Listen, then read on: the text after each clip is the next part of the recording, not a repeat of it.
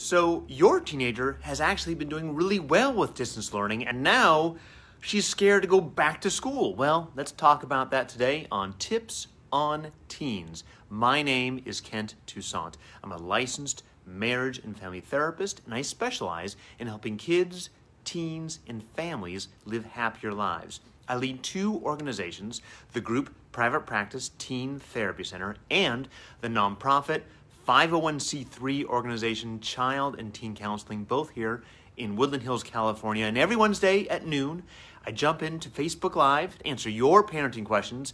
Let's jump into today's question. I have a daughter who is 14 years old. She's always had a little bit of social anxiety her whole life. In school, it was really hard to get her to raise her hand and participate in class. She was always pretty timid in large groups when our extended family would come over on holidays and such.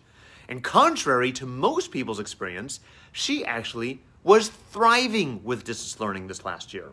For whatever reason, she had really come out of her shell in online class, was the master of the breakout rooms, etc. Now that LAUSD has announced a sudden return in person classes, she's expressed anxiety about going back to school. What can I say to her to help her to both ease her anxiety and make her transition back to school smooth? Well, thank you for your question. It's a great question. First and foremost, I would say be patient. Try not to just jump in and fix the problem right away. Just let her have her anxiety, let her have her fear. It's a normal human experience. We all go through it. When we try to rush people through anxiety, it just makes anxiety grow bigger. I would sit there and listen. I would let her talk about it. I would let her talk about what she's concerned about.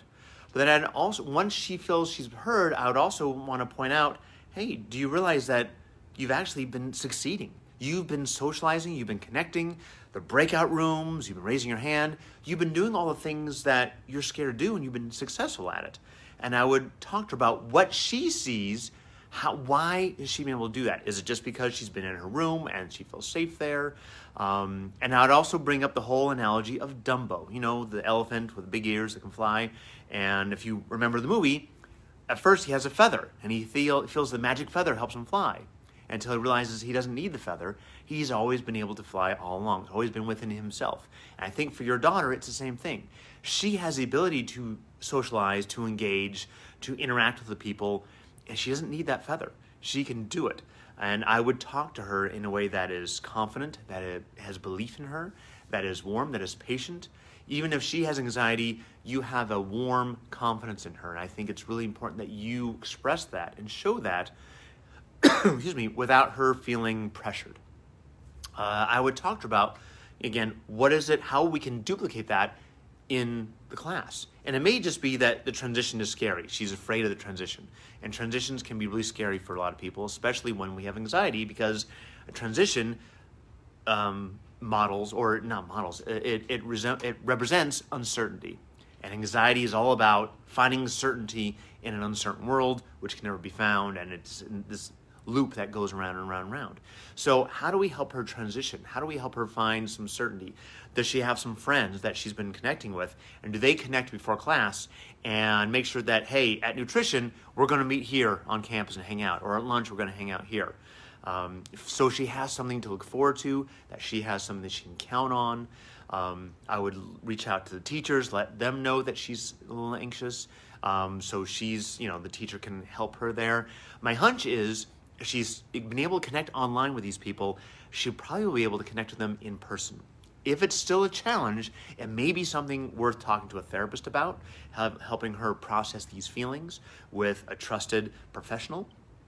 I don't know if it's necessary or not, but it's possible. But again, when our kids are feeling anxious or they're troubled, we want to jump in and save the day because it activates our own anxiety, and make sure that your anxiety is kept at bay and that you're calm and you're there for your kid, and it's about your kid's anxiety, not yours, that you're patient and confident that she can get through this. It's a big question. Thank you for your question. I'd love to talk to more about this, or if you have other questions you'd like me to answer, you can always email us at tipsonteens@teentherapycenter.com. Again, my name is Kent Toussaint from Teen Therapy Center and Child and Teen Counseling. We love your questions. Keep them coming. We'll see you next Wednesday at noon, assuming I don't have jury duty. I might have jury duty next week, so we'll see. So I'm not here is because I'm sitting on a jury and weighing someone's innocence or guilt. Anyways, I'll talk to you again next week, guys, hopefully. Bye-bye.